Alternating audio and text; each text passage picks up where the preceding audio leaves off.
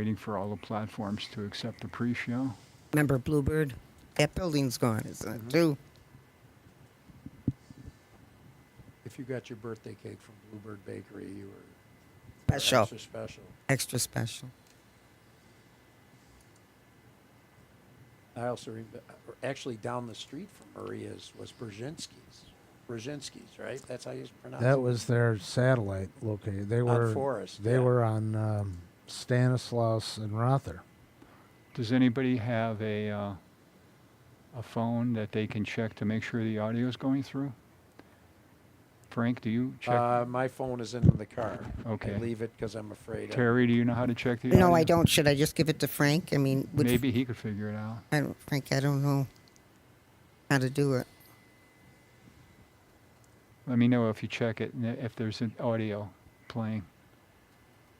Did you send her the link? Oh, you want the link? I can send it to you. Yeah, Sure. yeah, you always do. I can do that.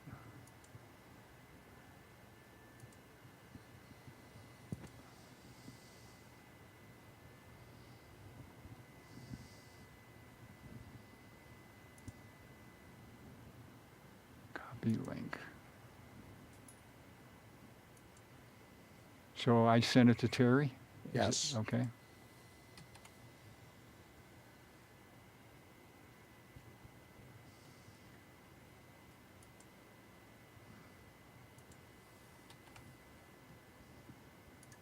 Okay, Terry's got the link.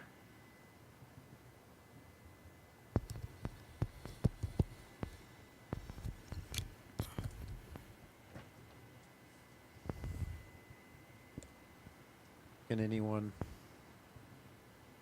say something? Testing 1, 2. Again? Help us check our audios. Okay, we're good. Send us All right, comments. good. Okay. Beautiful. Okay, are you ready to start your show officially? Let me get my headset back on here.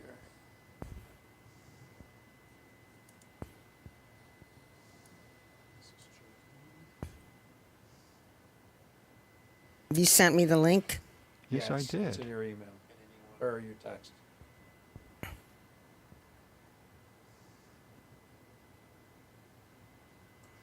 Tell me when you're ready, Frank. I am ready. Okay, now on that button box in front of you, Yep. there's a new button. It looks like a little speaker. Yes. Press that. I can't hear you. You got your headset on?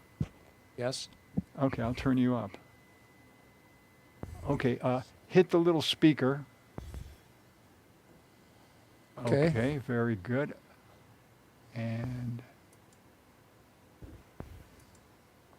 And now when you're ready to start the show, you hit the number 5 with the circle around it on the little button box, Frank. Okay. We ready? And it'll start the timer. When the timer says on the air, you're on the air. Okay.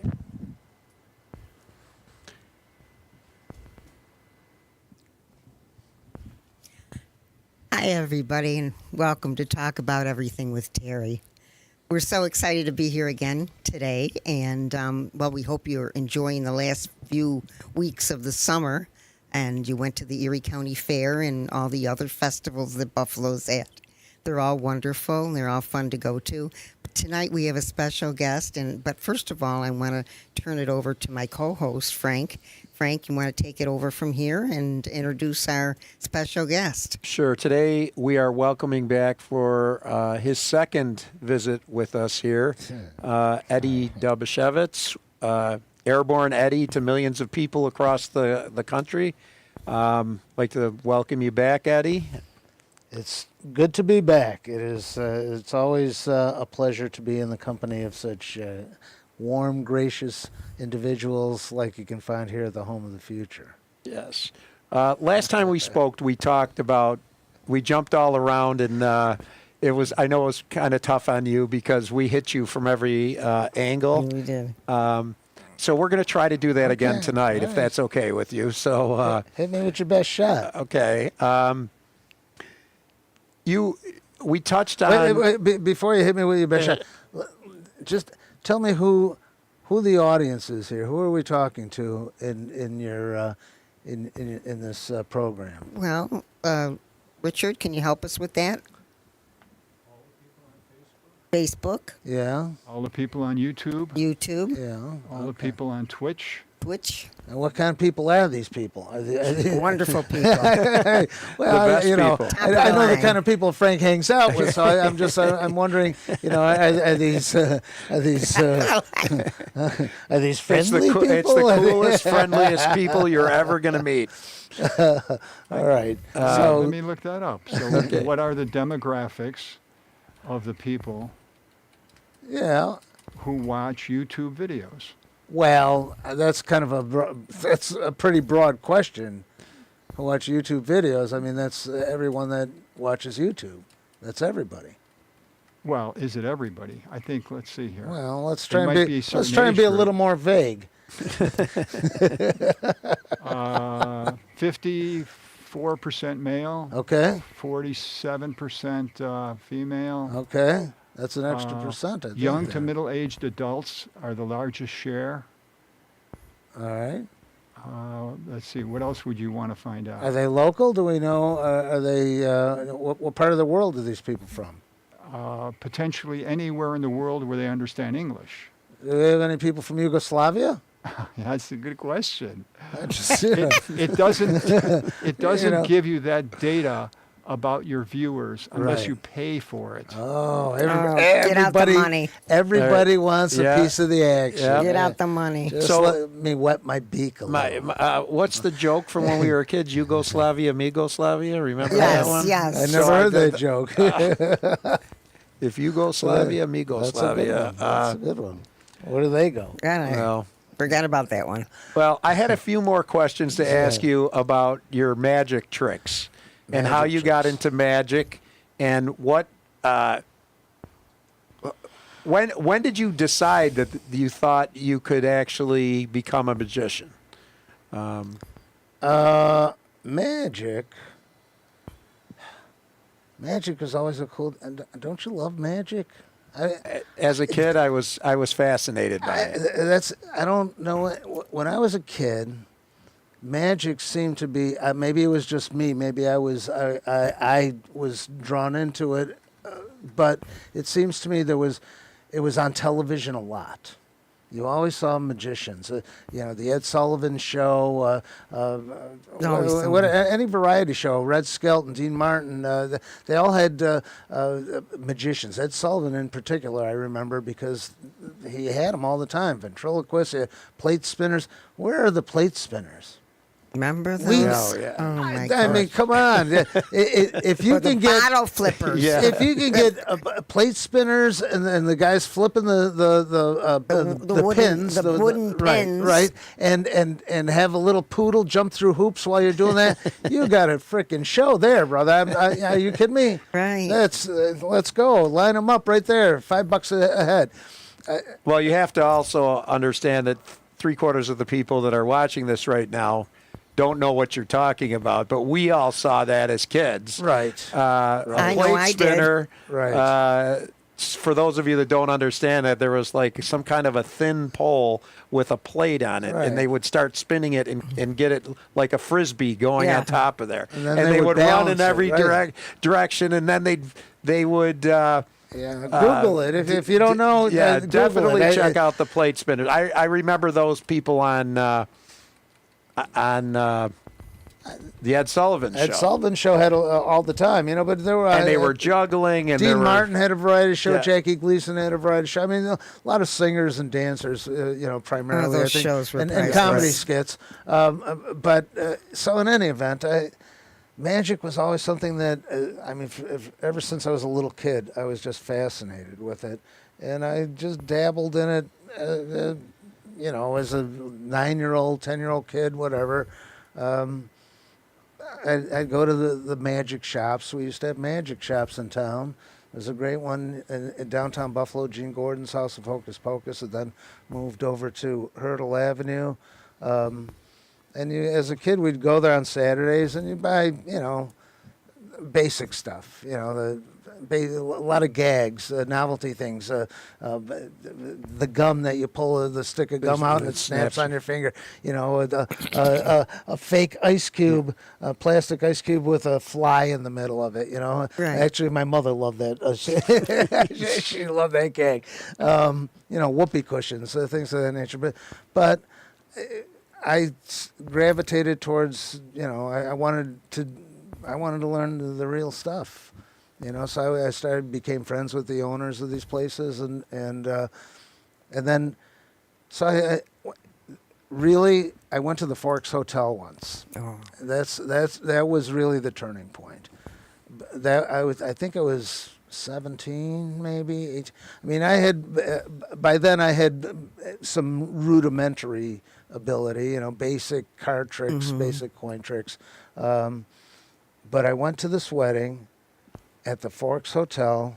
It was a kid that grew up down the street from me, and I drifted away from the wedding and walked over to the bar area, and there was a guy that was tending bar, and he was doing some card tricks, and then all of a sudden, he had this handkerchief, this beautiful silk handkerchief, and he kind of brought it out like this, and I thought, I didn't know, you know, he was a magician, but it looked like he was almost going to wipe the bar down with it or something, and he just went like this, and then he pulled a live rabbit out of it. And I was like, "What are you kidding me?" I mean, he was literally inches from me. He was as close as I am to you, Terry. And I was like, "Wow." And so then I started hanging out there, and then there was a guy that worked there, Carl Norman. They had a lot of guys there. They had a lot of great guys. But Carl Norman was associated with this magic shop that had opened up in North Tonawanda, and it was a cool little place. It was called Four Jokers, and you would have loved it, Frank, because it was. The building was still there, some kind of a storefront, but it had that, you know, with the display windows on both sides and like a little hallway, like a mosaic or something, going up to the door, and it's all glass. And he had all magic stuff. I mean, like cool stuff, you know, the big stage illusions, the zigzag lady, and it just looked like a magic shop. You know? And you walk in, and there's shelves with colorful tubes and boxes with these Asian motif dragons and cool magic shit. You know, I'm sorry, we have to keep it clean.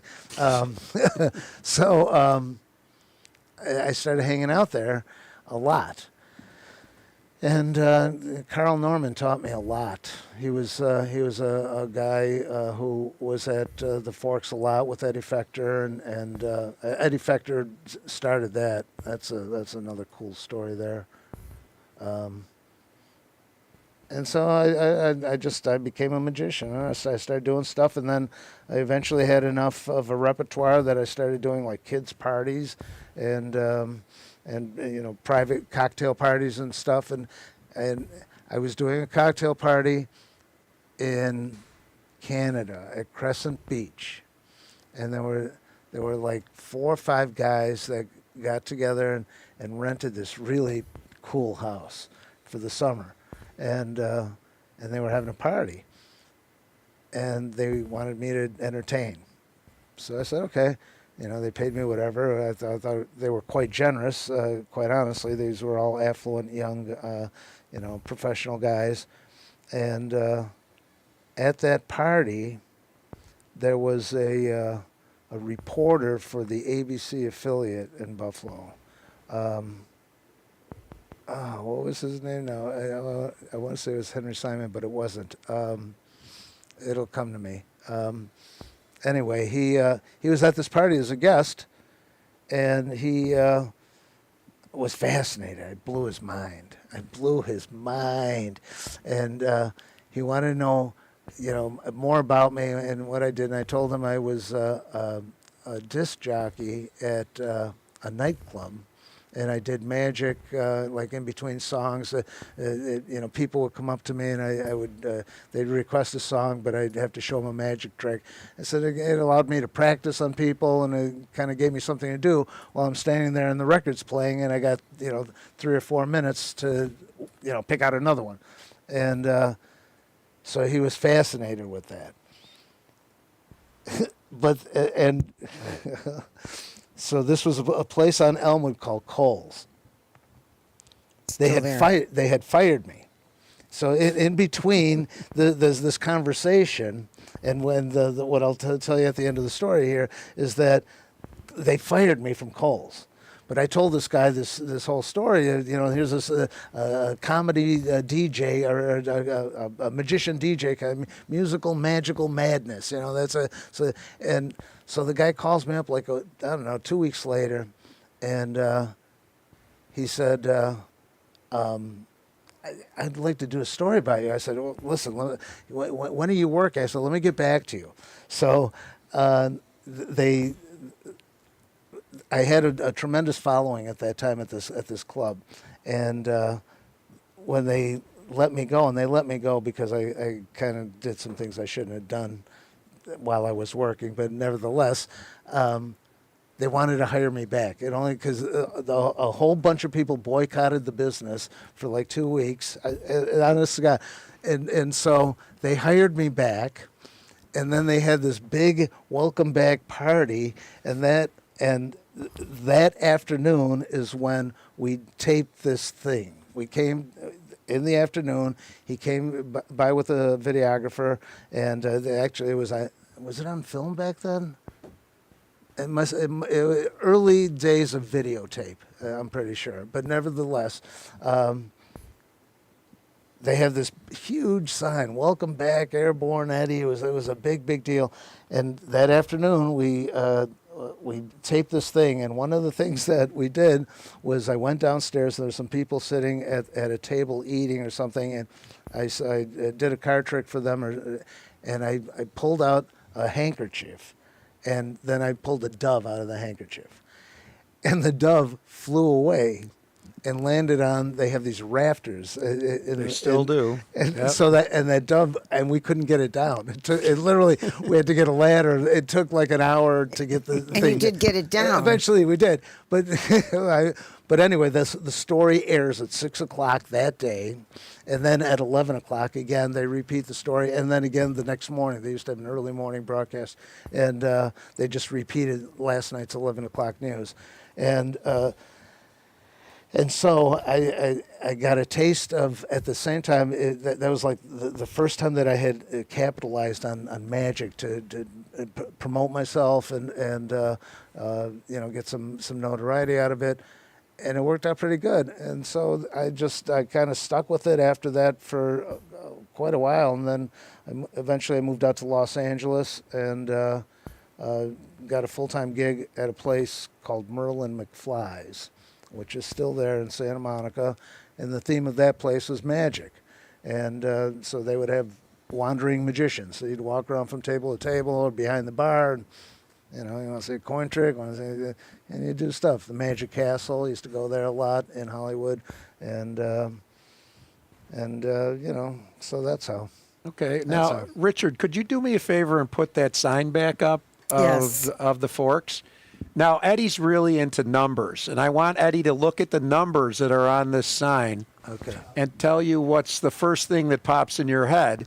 As you can see, October 11th, 1911, so it's 11/11, and October is 11, so you have 11, 11, and 11. So Eddy and I have various conversations about seeing the number 11/11, and when Richard put that up, the first thing I looked at, I saw 11/11 up there, and not only so 11/11 right there. Wow. Well, numbers are significant. Numbers are significant. Frequency, energy, and vibration. It's look into Tesla and what he was studying and some of the things that he professed. Wow, that's good, Frank. Yeah, I just wanted you to notice that because I knew you were talking.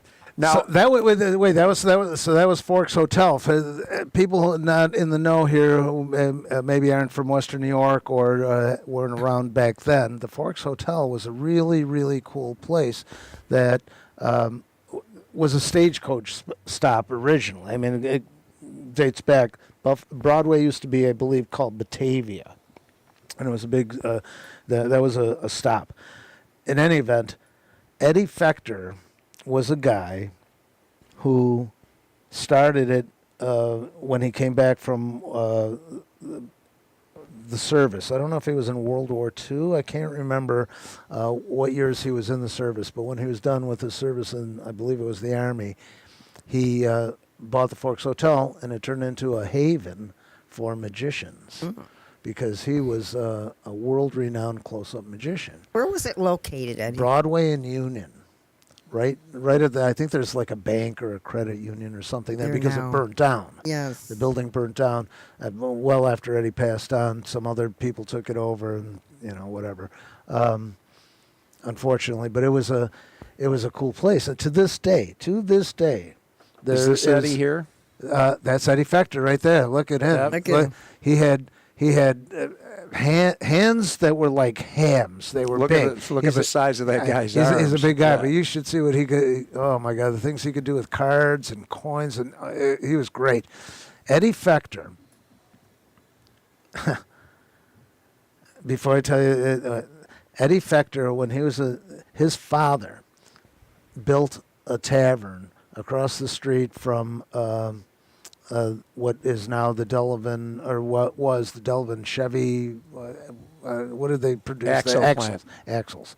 And so he knew that factory was going up. He built the bar, and it was called Fector's. And then Prohibition kicked in, so he couldn't capitalize it at the time, but it became a speakeasy, and they called it a soda bar or whatever. And they made bathtub gin upstairs, and then Prohibition ended, and things were humming, making a lot of money. He used to cash checks, and the word got out, and some guys wound up surrounding him when he pulled up with the money. They knew what day he cashed the checks. They knew he carried a gun. They shot him immediately. And then they took the money, and they ran. And Eddie Fector, I think he was like 11 or 12 years old at the time, saw it all. He was standing there, and he was like throwing bottles and trying to, they took off in cars. And the father died, and they eventually caught the guys. It took a long time. It took a long time for them to catch them, but they eventually caught them, and they executed them in Sing Sing. And then he went on to open up the Forks Hotel years after that. I mean, he was a kid when that happened. And to this day, they have a convention, I guess, a gathering of magicians from all over the world, and they call it Fector's Finger Flickin' Frolics. And it's, I think they move around. They were in Batavia a couple of times. I think the last time they were in Cheektowaga. But literally guys from Japan, from Holland, from England, from Canada, all over the U.S. He had a legacy. He was a cool guy. Let us know next time. I'd like to go to that. That photo shows how big his hands are. Look at that. Look at that. Yeah. And Wow. and it was just a real old fashioned kind of a homey joint.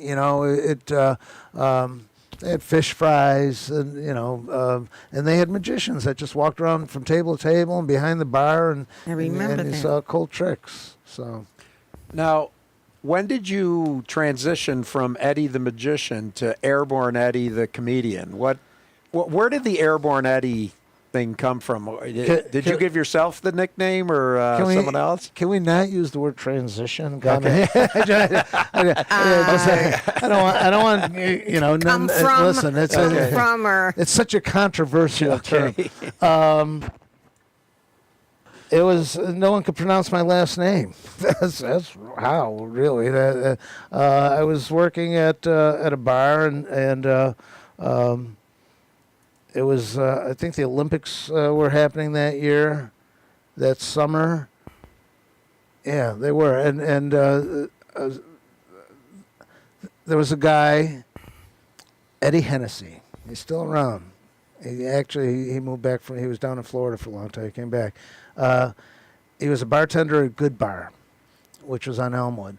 And we used to hang out. And after one or several nights at a bar, I can't even remember how. I think we were talking about it for a long time, about going skydiving. He'd always want to do it. I'd always want to do it. And we thought it was cool. And we eventually got drunk enough that we decided we should do it. And we did. And there was another guy that he knew was a lawyer, and I can't remember his name. Young guy. So anyway, we talked about it, and then I think we stayed up all night and just went the next day. There was a place called Gift of Wings in Java Center, which, I don't know, it's like an hour and a half or so out of Buffalo. I can't even remember.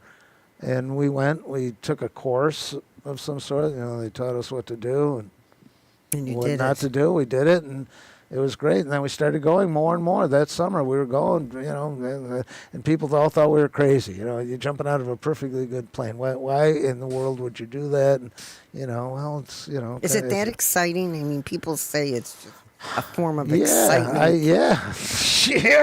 It's, you're standing outside.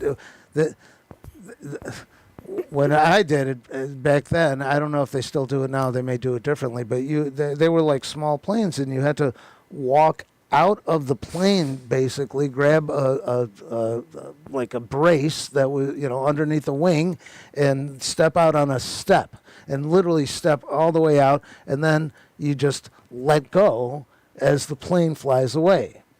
I think, I don't know, in some parts of the country for sure you don't do that. You just jump out of a plane, kind of like what you see the Army guys doing, I never did that. I always did it that way. And you're standing there and there's nothing it's like, yeah. I mean, I can feel the wind blowing through my hair and the pee running down my leg. I can feel that right now. Are you kidding me? Oh my God! So anyway, and then there was a skier, right? Yeah, so it couldn't have been that summer. It must have been the summer, the winter before that. There was a skier. And I don't remember his real name now. They called him Eddy the Eagle or Airborne Eddy, but I can't remember his name. He was a British guy, and he was like a real I don't know, not rebellious. He was a character. He was a presence, and they called him Airborne Eddy. And one of the bartenders at this club started calling me Airborne Eddy, and everybody started calling me that, and then it just worked. It was a good entertainment moniker, and it just stuck. You were Airborne Eddy on 97 Rock, right? You used to call in the morning. Was it 97 Rock? 97 Rock? I was never on 97 Rock. I was on a number of stations, not 97 Rock. You used to call in with some 97 Rock? No. A joke? No. What station would that have been? I remember in the mornings you would call in and they would talk with you and you'd tell jokes. And Well, I was part of the morning show on WKSC for a while. Okay. They were live things. They weren't call-ins, but I guess I would call in sometimes. We did a live thing. We did a thing with the Party Squad. We used to do like a recap of the week's news in a comedy format, kind of like Saturday Night Live. So where was the first place you actually performed as a comedian? Paid gig or first? Yeah. Paid.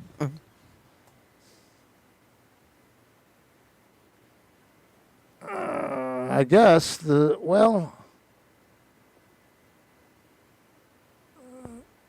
Improv. I guess I'm trying to think of it was the Improv or the Comedy and Magic Club in Hermosa Beach. One of those places. Here in Buffalo, it would have been the Stuffed Mushroom. Actually, not. Actually, here in Buffalo, it would have been the Cafe Casablanca Oh, wow. on the west side, which is now the Left Bank. That was a cool little place. And the building is still there. It's a gorgeous little restaurant. Left Bank now, yeah. Yeah, Yeah. amazing food. Yeah. So when you started doing comedy, I mean, were you in dives? Were you in? How did that start rolling along until? Well, you, when I first started, I mean, I some friends and I went to was it? I think it was the Comedy Magic Club in Hermosa Beach or the Ice House in Long. This was out in California, and I was doing magic. I was working at Merlin McFly's doing magic. I was working for this music magazine called Flexi Pop, and we went to go see a show, and I can't remember the guy's name. It was the guy who did Mystery Science Theater 2000. that was great. And I can't remember his name. I'm sorry. I should know it by now. So he was doing his stand-up routine, and this friend that I was with looked at me and she said, "You should be doing this." And I said, okay. And I thought about it, but at the time I was doing magic, but a lot of the magic that I was doing was kind of gag stuff, where not gag. I utilized comedy. I was very humorous. I wasn't a serious, like, wow, I'm gonna dazzle your mind here. It was funny and engaging. So it kind of seemed like a natural fit. But really, when I first started, I would go up and do, magic shtick, Carl Ballantine kind of stuff. The trick doesn't work, and then at the end, surprise, aha. And then eventually, I started writing a couple of jokes here and trying to throw and get rid of relying on the tricks and the props and all that stuff. And then when I wound up back in Western New York, I wanted to continue doing that because nobody was doing comedy around here at that time. And, I mean, they were a little bit, but not a lot. And there were no full-time places for sure. There were like one-nighters here. The Trout did a thing. So I knew the owners at the Stuffed Mushroom because I had worked with them before. And I asked them what their slowest night of the week was. And they said Sunday night at that time. I said, let me have Sunday night. Let me do something here. And, it won't hurt, and we made a deal, whatever the deal was, we started getting people, and really when we first started, it was really just an open mic. I really started because I wanted a stage to work on to practice. You got with comedy, just like a musical instrument, like anything. If you're a dancer, if you're a magician, whatever you are, you got to practice. And how do you practice? Got to have an audience. I can't practice magic. I can practice in a mirror, and I can see that. I don't need anybody around. But for comedy, you got to have people. So it started working, and then we started making a little money. So we would bring in more talent from wherever, better talent. It wasn't just like an open mic thing, and it, turned into a chain of clubs, and we had 2-3 weeks worth of work for people. We brought in a lot of big people throughout those years because we could give them serious work. It wasn't just a one-night gig someplace. We literally had almost 3 weeks worth of work at one point between Rochester, Niagara Falls, Buffalo, even Canada at one point. So. And we had a lot of great people come through. And some of the people that became household names. You were an opening act for a lot of these well-known people. Yeah. Who were some of them that you opened for? That became successful. Yeah. Chris Rock, Dennis Leary, Rosie O'Donnell. Judy Tenuta, Taylor Negron, Jeff Foxworthy. Did I say that? There's so many of them. Lots. Kevin Meaney, Henriette Mantel. You know, Bill Hicks. Bill Hicks was a great guy. I miss him. Roseanne, you worked with also. Well, correct? no, Roseanne, I did not work with. I never. I wanted to. I came real close, and we wound up not doing the gig. No. Did she? Was she in any of your comedy clubs? Or? Roseanne. When we never used Roseanne. No. She became so big so fast. She really didn't. She never worked the club circuit. You know. I mean, she probably did. I shouldn't say that. I don't know her, and I really don't know her background. But she wasn't from around this part of the country, and I think she primarily worked like the showcase clubs out on the West Coast, and she just had a good shtick, and she had good, a good persona, and then the notoriety because of the Tonight Show. Her first Tonight Show was the funniest thing I ever saw in the Tonight Show by far, when she walked out the first time. And Johnny Carson was very vague the way he described her. He called her a housewife or something. I think that's how he said it. And I remember sitting there watching her, and she walked out, and she looked like a housewife. And I'm like, what is this? Right. And then she just was so funny. Well, she was so relatable. Right. I mean, the thing she talked about, she was everybody's mother. Right. Talking about their family, and it was so natural. Right. And you really honestly believed, like, she's talking about her family. She really was. It was very authentic. I mean, that persona kind of, Mom's Mabley kind of, had a similar, not the same. It obviously it was completely different, but it was completely different, but yet it was the same. But the comedy thing was great, and that's how the comedy, the magic thing kind of blended in together. Well, who's the funniest person you think you've ever seen? The funniest person that I ever saw. That not counting you. Yeah, well, funny looking. I don't know that's almost an impossible question to like what's your favorite song, what's your favorite movie, what's your favorite book. There's so many to choose from. It's really impossible to just pick one. Kevin Meaney used to make me laugh without saying a word. He was very, very funny. I'm telling you, I could laugh just thinking about it. Dennis Leary was very funny, caustic, but funny, insightful. That's whoever tells me the next joke. Laughter is people need to laugh more. There's so much anger and fear and stress out in the world right now because everybody's they're stuck in the past or in the future and never right in the moment. It's always if only this was different and what if this happens and but none of that is real, and so instead laughter is the best medicine.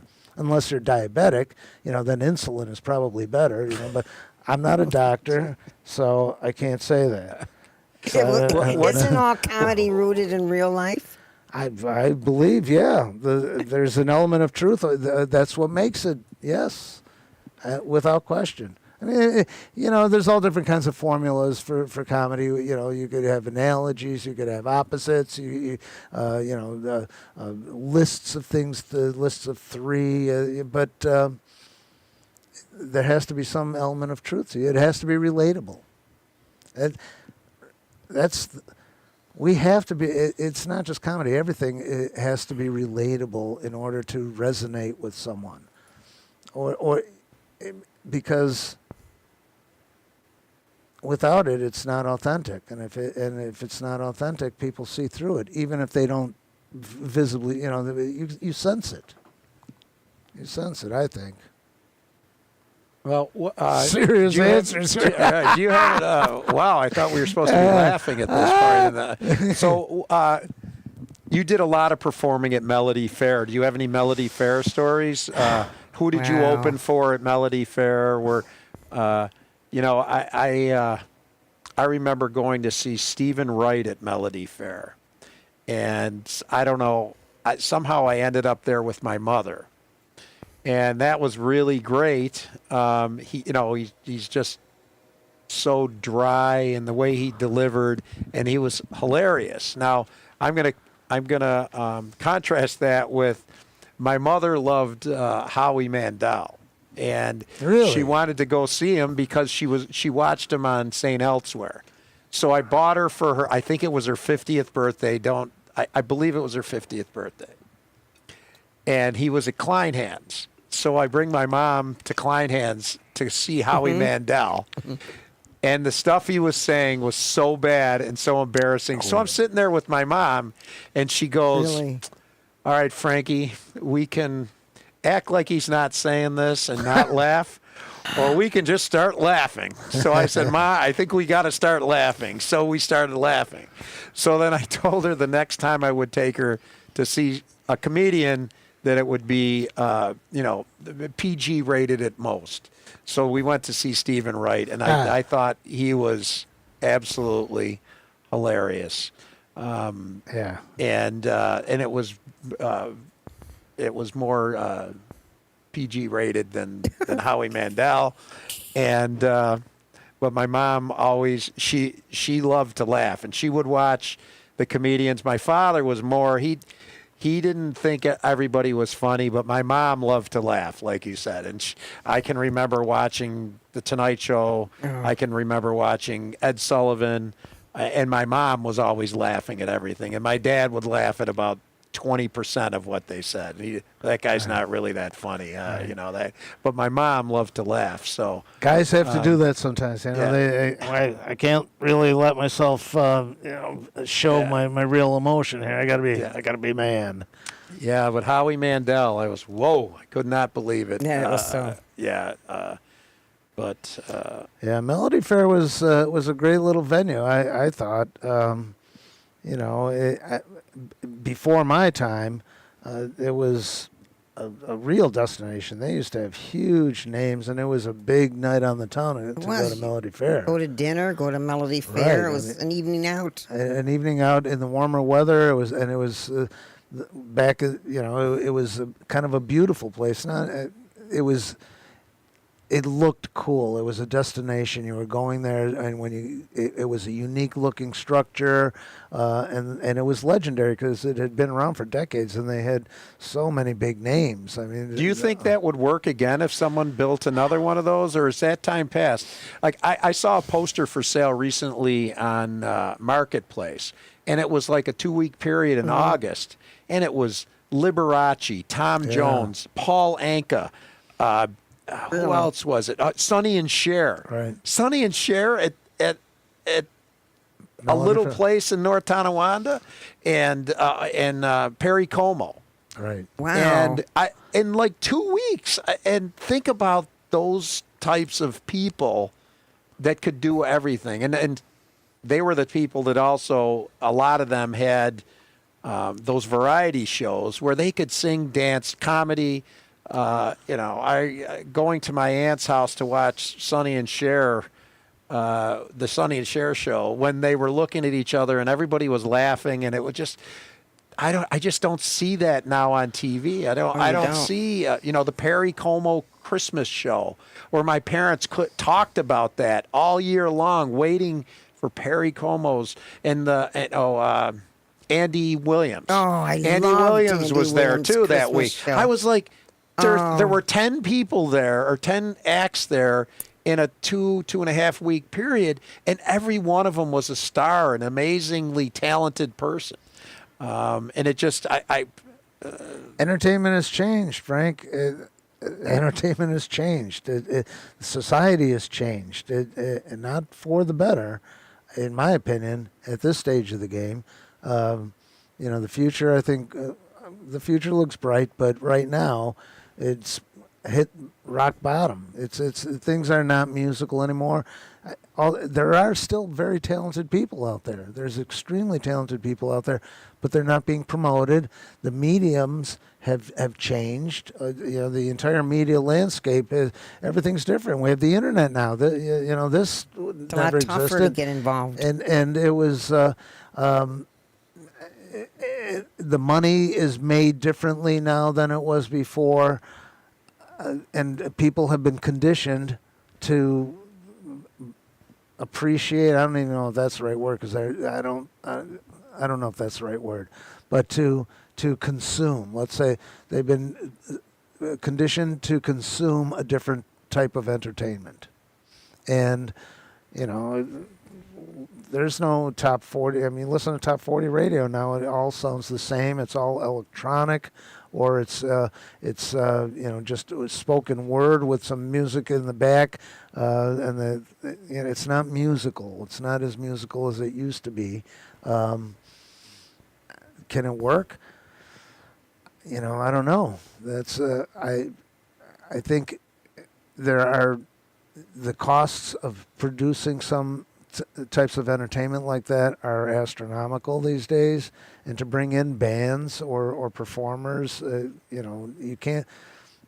You used to be able to go to a show for $5, for $10. For $10 was a big Not ticket. anymore, yeah. That was a big ticket for $10 back in the day. Now it costs you, probably like a minimum of $500 for big name acts. The other one I just thought of, it was Liberace was there too. Oh. Now, I mean, Engelbert Humperdinck. oh, he was there every my year. Were you a Humperdinker? Oh, I was a Humperdinker back then. Oh, hey, Terry. You heard it here, folks. Oh, wow, Terry confessions. Licata. Yeah. Oh my God, it goes Oh, she back. just confessed something here, live on the I air. remember Look at those that. shows. He's still around. He was just in Tonawanda a couple of years ago, maybe 2 years ago. At the Riviera? At the Riviera. Yeah. Yeah, I know some people that went. They said he was fabulous. Yeah. So, Well, that's, yeah. I don't know. It just seems to me that something like that would work. I think people really people want that kind of wholesome. I agree with you. Get And dressed up. I agree Get- 1,000%. I think that we are about to see that transformation. I think that very, very soon. Look, Hollywood has imploded. Hollywood is not anything close to what it used to be, and I think it's slowly being annihilated over the last 20, 30 years. You've seen movie production migrate out. It ain't happening in Hollywood solely. At one point, that's if you want to. That was it. Hollywood or nothing. And now there's movies being made in North Carolina. There's movies being made in Buffalo. There's movies being made in Florida. They're all over the place. Texas. They're all over the place.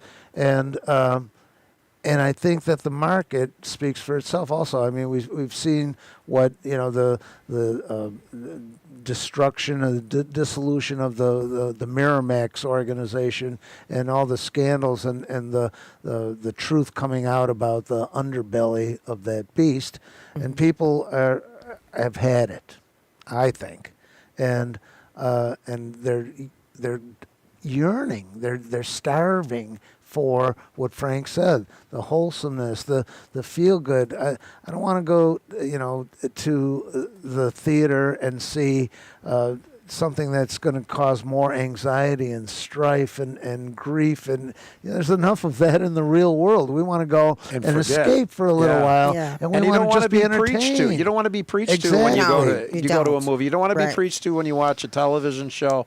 And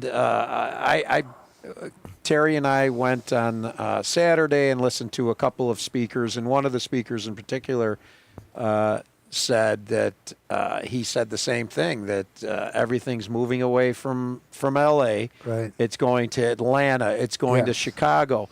And he multiple times said our country is starved for wholesome entertainment. Same thing. Exactly That's what the you truth. said.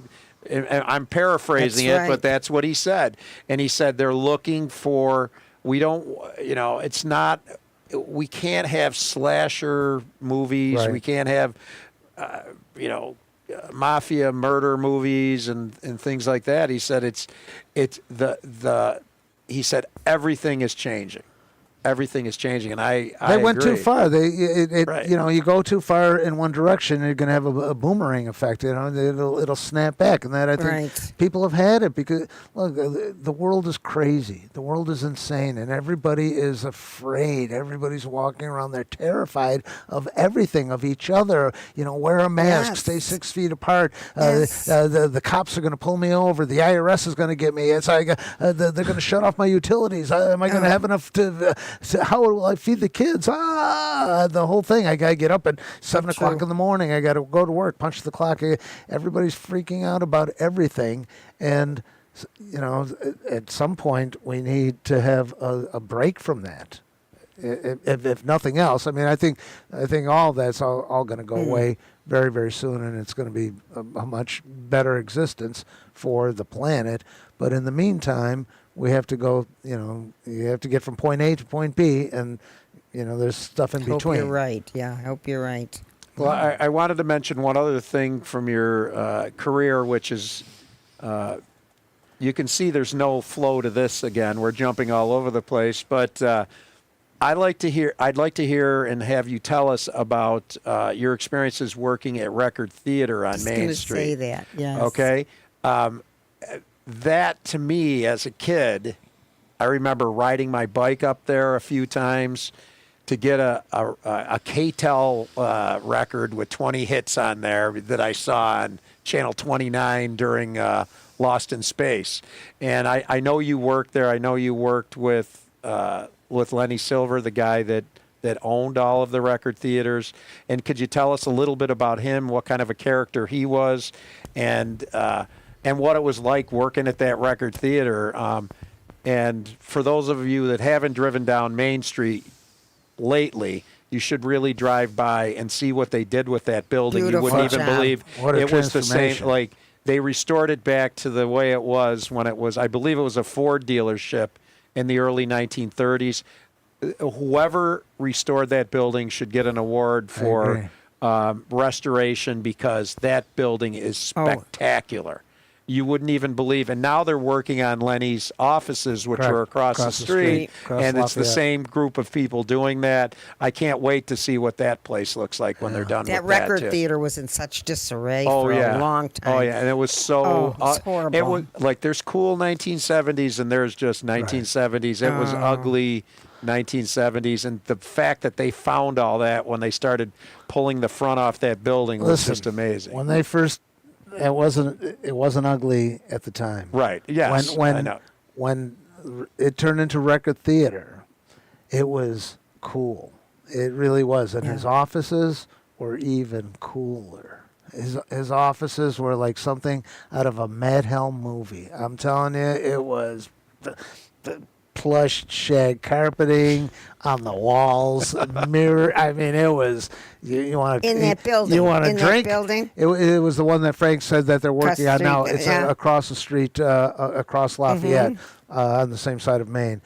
But listen, I needed a gig at the time. I was spinning records, working. I think I had just left the radio station. I was spinning records a couple nights a week, and I needed more money because I wanted to. I moved to the West Side, and so I needed to be closer to work. And they were open. Somebody said, Record Theater is opening. They're opening up a record theater store. Go check it out. I knew music pretty good. So they hired me immediately. And it was when we first. It was a warehouse. It was just a warehouse, and I remember trucks coming in with thousands of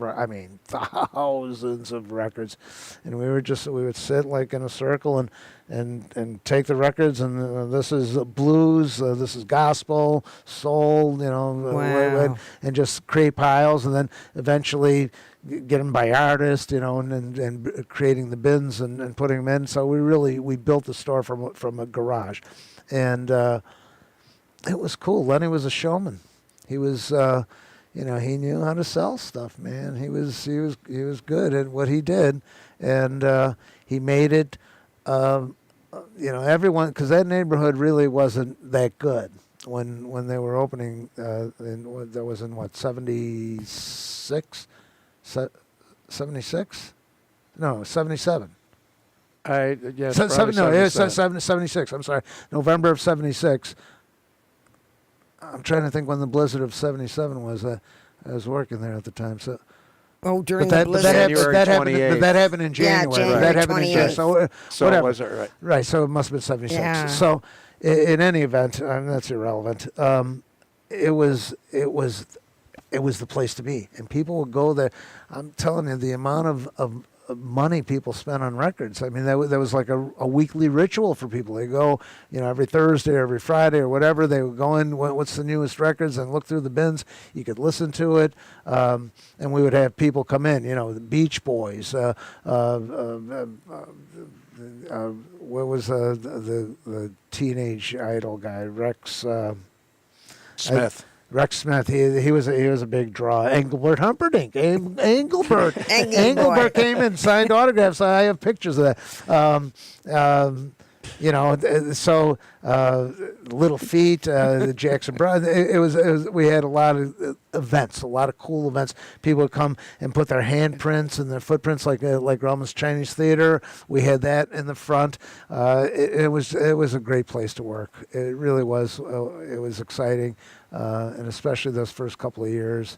Lenny and I became good friends later on, years after that, because we both belonged to the same health club, and we had a circle of friends that were, that we could all relate to. We all knew each other, and he was a good guy. He was a great guy, and he was a showman. He'd pull up driving a Rolls Royce, with a license plate that said EXPOOR, Expoor. You gotta love it. Yeah. So Well, I remember Rick James being there. I don't know if you were still there. Rick James was there, and I don't know. There's a bunch of us waiting in line to try to get his autograph on the "Come Get It" album. So that had to be like 78. Yeah. Oh, That was wow. after, Rick James. That was like 2 years after that, I think. Johnny Guitar Watson was a big act that was on Amherst Records. And we promoted a lot. It was good. Johnny Guitar Watson. If you're not familiar with Johnny Guitar Watson, check it out, folks. It's Ain't That a Bitch, Real Mother for You. There's some very, very good funky albums. You'll like them. Now, when you hear the word Dingus Day, what does that do to you? What comes to your mind?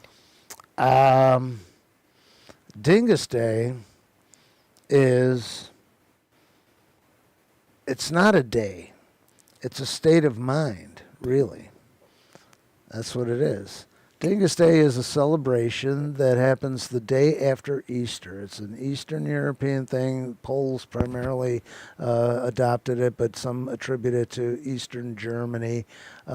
It's a springtime ritual. And the way that Poles have embraced it, it signifies the end of Lenten restrictions, and so you kind of, you're freer, and it's the beginning of the growing season, and things are starting new. The animals are having babies, grass is growing, trees are blossoming, and so it's this celebration, and we here in Buffalo have adopted it as our own, and we, in order to shine a light on a particular part of the city that was impoverished and pretty much abandoned, that had historical significance and architectural significance and had a really cool story, I created a parade and various venues connected together that had some type of a party with live music and food and entertainment and dancing and the parade was really kind of to create some positive presence for the neighborhood and to get some positive news coverage, and it turned into a big festival. And so what comes to my mind is a lot of work, but a lot of smiling faces, people embracing their ethnicity and reclaiming a part of their city, and shining a light on a part of the city in the hopes that it resuscitates and reinvents itself. What would you do? What would the first step, if you were the mayor, what would the first step in revitalizing the East Side, what would you want to do? What would you want to see happen? On the east side of Buffalo, you're talking about that area where Dingus Day Yes. takes place? I would I would do a couple of things. I would the stretch of Podorevsky Drive from Fillmore to the Central Terminal, I would completely renovate that by building new structures to resemble what was there, but on steroids, better. Because it's a wide expanse, it has a beautiful vista. It's scenic. I would also take the area that basically runs from the terminal outbuilding out towards William and Fillmore, raise that. Used to be the Railroad Express Agency. I would raise that completely and build a park there and some kind of a festival grounds. I would invest in small businesses in the area to bring back that mom and pop family-owned operation, whether it's a little grocery store, whether it's a little tavern, restaurant, whatever it is. I would incentivize that to the point where it would be too good of a deal to get people involved. And I would provide housing as part of that rebuilding of that area and all that empty space there where the houses have been demolished. I would rebuild a community there and offer it to, whatever, maybe veterans with young families, and try and make it more of I'd create a little community in that area. Make sure that there's at least one really good school there. And make it attractive for people to live there and to do business there. That's kind of a big answer, but that's what I would do if I was in charge. Maybe I will do it. Well, soon. those beautiful churches are all still there. Yes, Thankfully, they are. Right. 9 out of 10 of them anyway. Right. Yes. Are still there, and just walking in them, the feeling you get, and the history that's there. Right, and that's the thing that makes it attractive. It has a good story. If something has a good story, people will be interested in it. If you tell them a good story, it will get them involved. And you have to get people involved. It has to be a community. That's What lies ahead for you now? We got 60 seconds or so. What lies ahead? the road. The road. The dotted white line, white line fever. I don't know. Right now, let's see what happens with the world. Let's see how we get through this next year or two, and see what opportunities present themselves. You got to ride the horse in the direction that it's going. Yeah. Yeah. Well, we want to thank you for coming. We enjoyed having you. It's so nice of you to be a part of the show.